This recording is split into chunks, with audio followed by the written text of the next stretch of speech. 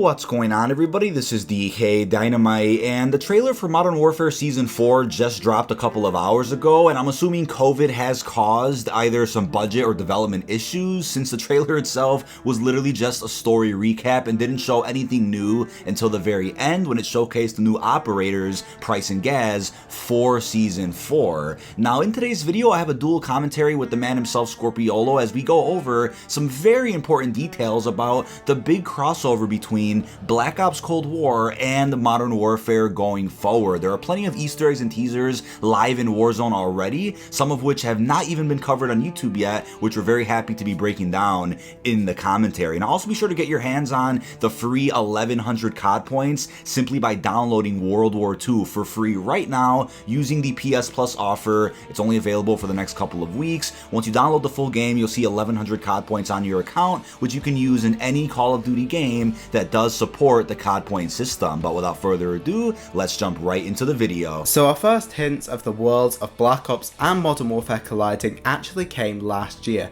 when Call of Duty Modern Warfare was initially first announced. If you pre-ordered the game, you would get Captain Price in Blackout. This was super weird at the time, since we'd never seen anything like this before, and there were no teasers or hints to any kind of crossovers, and all of a sudden, here he is alongside Mason, Woods, and the whole Black Ops gang. Now here's something I learned just a couple of days ago. So in the Spec Ops intro cutscene, we actually learned that Verdansk has a mysterious history dating back to the Cold War. So Verdansk ended up getting destroyed during that period and was eventually rebuilt by the Russians. So that's a really interesting link that could really establish a connection between Black Ops Cold War, the presumed title for Call of Duty 2020, and Modern Warfare's Battle Royale. So with that being said, right, the actual storyline of Black Ops Cold War could go in all types of directions with the Russians, with Vietnam, and then maybe we'll get a hint of Verdansk towards the end, which does bridge the gap between both series very nicely. Now, it's a bit unfortunate that the community has overlooked this detail in Spec Ops, considering how awful the mode actually is, but with that being said, there is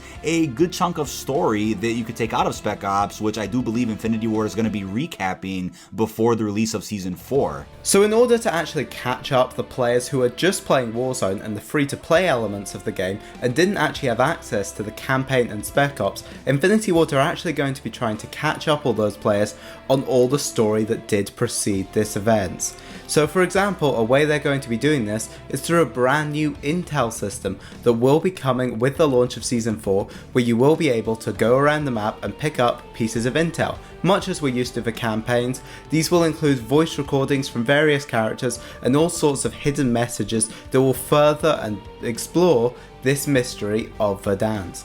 Now, what I heard recently from verified insiders is that there will be a section of the main menu for Call of Duty 2020 dedicated to Warzone. So I'm not sure if they're going to brand that as just Call of Duty Warzone and not Modern Warfare Warzone as we know right now. We know Warzone is its own application for the time being if you want to get it free to play, but I'm curious if they'll update the application over the next few months to where when you download Warzone on its own, it won't come with a lot of the Modern Warfare assets that are from multiplayer. You know, there are those free to play weekends every now and again that do come with not just Warzone, but a lot of assets and weapons and such for Modern Warfare multiplayer. So maybe when Call of Duty 2020 does come out, we'll see a Treyarch style update in Warzone, a Treyarch style map. Maybe we'll see Verdansk, but from the Cold War, right? Verdansk from the past. That would be absolutely insane. And then we would see a loot pool of Treyarch weapons, Treyarch characters, and anything that's fitting to that campaign. Then when Modern Warfare 2 comes out in 2021, the sequel to the new reboot, will once again get a Modern Warfare style update to the map of Verdansk with the same weapons we'll see in that game as well. So one of the most confusing aspects with merging these two things together is actually what is going to happen with the loadout system, because right now you're simply picking from your Modern Warfare classes, but when we start to see Warzone linking into another game altogether, how do you handle that, since obviously you can't just have them picking from Modern Warfare classes if we're going to have a Black Ops themed map. I think the most logical way to do this is to totally separate Warzone off, make it its own entity where you make its own classes, and you could maybe pick from a mixture of old and modern weapons. And as you guys also know, I made a video about this probably a good week ago. We actually learned from data miners that the Galil is coming to Modern Warfare, and what's weird about that is that it's an iconic Black Ops weapon that's never been in the Modern Warfare series before, and what are the odds that they add that in during Season 4, which is presumably around the time we see official marketing for Call of Duty 2020. Now, Sam, I know you did some research recently about where the Galil actually comes from, which is also really interesting news. So an interesting thing about the Galil is while it was predominantly a weapon used back in the 20th century in the Cold War days, it is still in mild use today,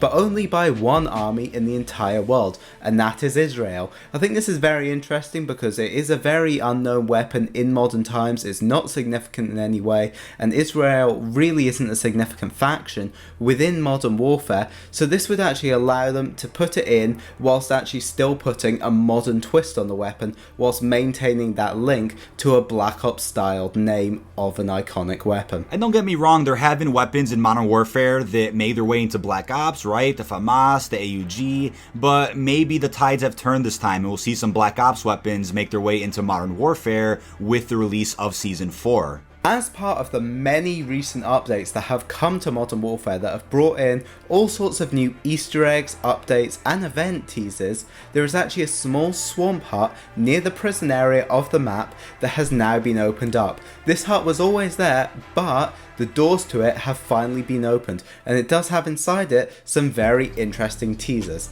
As we can see on this little table here, it does seem to show an RCXD prototype. This is again, much like we had with the Galil, an item that is very well known from Treyarch games, and we've seen it in basically all the Black Ops games in all sorts of different ways, but it's never been in a mainline Infinity Wars game before. And even more interestingly, if you get a sniper and look up very close on this weapon, it does actually have a May 115 date on it. So we really don't know what is going on here, since this world does seem to be a more realistic one, and yet they seem to be hinting at the existence of Element 115.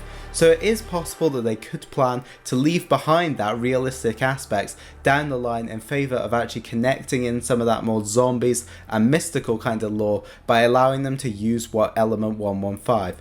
We do note there is all sorts of mysterious properties to the gas within Warzone, where it does seem to be turning the tides and turning enemies against each other, so it does seem like that could actually be done with something like Element 115 or Nova Gas, two iconic things from Treyarch titles making their way into Modern Warfare Warzone. So wait a second, Tag their toe, and I thought 115 was banished to the Dark Ether, but somehow slipped up and ended up at Verdansk. So I'm not sure how 115 will play a role in the upcoming Call of Duty, but we'll love to see its return nonetheless. I'm really curious if they could tie in the gas somehow, whether that's Nova 6, whether it's a form of 115. I'm curious how they'll tie everything together, but there is also mention of sleeper agents in some recently released Warzone transmissions, and sleeper agents obviously play a role within the iconic Black Ops lore from Black Ops 1, Black Ops 2, so I'm also curious if they're really trying to tell a bigger story here, a story that we may not understand until the release of Call of Duty 2020. Maybe they'll be tying everything back to Warzone eventually, right? You know, we'll get this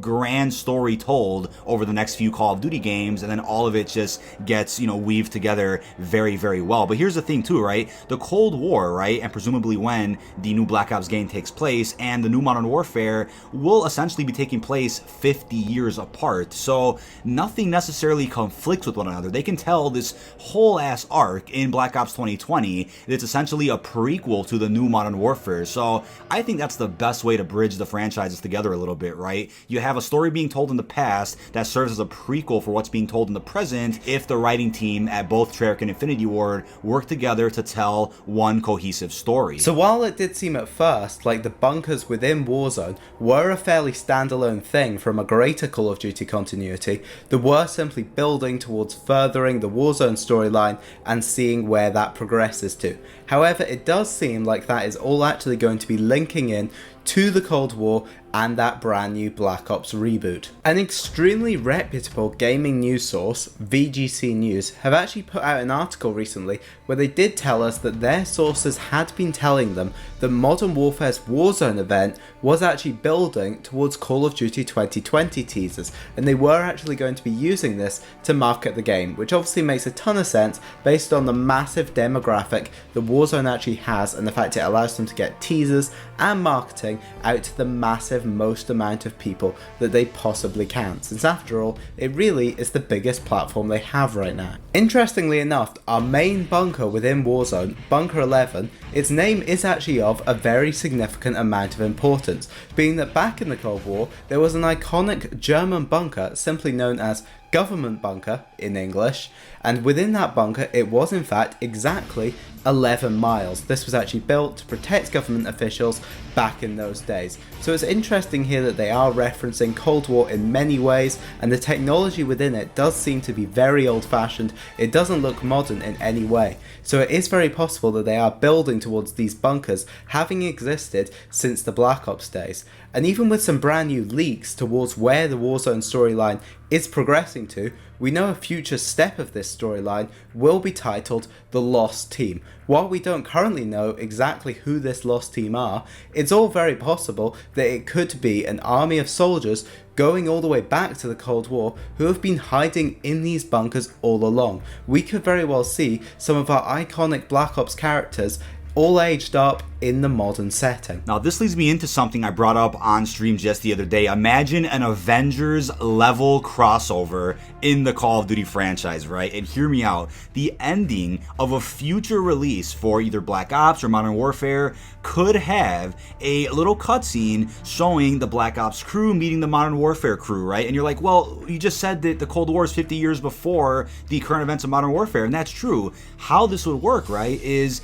the reappearance of David Mason. Depending on how they handle the arcs of Mason and Woods in this Black Ops soft reboot will determine how David Mason could also be handled, right? Maybe we could see a middle-aged David Mason in the present day, and he meets up with Price, Task Force 141. That's how they could tie everything together in the present, right? But imagine a crossover on that scale where maybe you have a Black Ops 1, 2, and 3 coming out, and then we'll have a Modern Warfare 2 and 3 coming out, over the next decade or so, and the anticipation, just imagine the hype, right? When we play the new Black Ops 3 or the new Modern Warfare 3, and at the end of one of those two games, right, we're anticipating this big meetup between some of our favorite characters, and then we eventually get a release of a new Call of Duty that might be co-developed by both Treyarch and Infinity Ward, where we have all the same characters and all the same maps in one game. How crazy would that be? I think this is probably what they might be building towards, considering they're crossing everything over already so soon with just Warzone alone. I cannot wait to see if a future Call of Duty does have a campaign where we see all of the characters work together for the entire story. And like I said earlier, Black Ops as of right now can remain in the past, not interfering with any of the threads going with Modern Warfare that is set in the present. So as we currently know, Activision are wanting to follow a much more realistic approach with Call of Duty going forward. After Modern Warfare has really proved there is some huge demand for it. We likely won't even see another futuristic Call of Duty title with boost movement or even as far forward as Black Ops 2. It's very unlikely they're going to want to hop any further into the future than modern times, as long as the current formula of realistic titles continues to perform well. Now imagine an old man Woods and a middle-aged David Mason hanging out with Captain Price and the Ghost of Verdansk, going over the story of Verdansk, how, Woods remembers it from back in the Cold War versus how Price is currently experiencing it with some new threats from Zakayev and Khaled al-Assad. Just imagine how crazy that crossover would be, but overall I think Activision does want to keep a realistic approach with the franchise going forward, but connecting everything into one universe, I think, is the best approach to really innovate the series in ways that haven't been done before, just to ensure that we don't get any more one-off releases like Advanced Warfare, Infinite Warfare, Ghost, so that we have one cohesive thread going forward for the future of the franchise. Now, what they could do as well is retcon certain things and tie in threads from Ghost, Infinite Warfare, Advanced Warfare. They could actually tie that in lightly with a bunch of retcons to make make everything work going forward. But maybe you could thank the ending of Tag Their Toten for closing off the multiverse and going into this new rebooted universe for the future of Call of Duty. But that is about it, everybody. This has been dkdynamite. As a reminder, Scorpiolo's channel link will be down below in the description. Let us know down below if you want to see more dual commentaries like this in the future. Let us know what you guys think about a big crossover between Black Ops and Modern Warfare, and what do you expect to see in the cinematic cutscene for Season 4, which we should be seeing later next week. Really hope you've enjoyed, and peace out, everyone.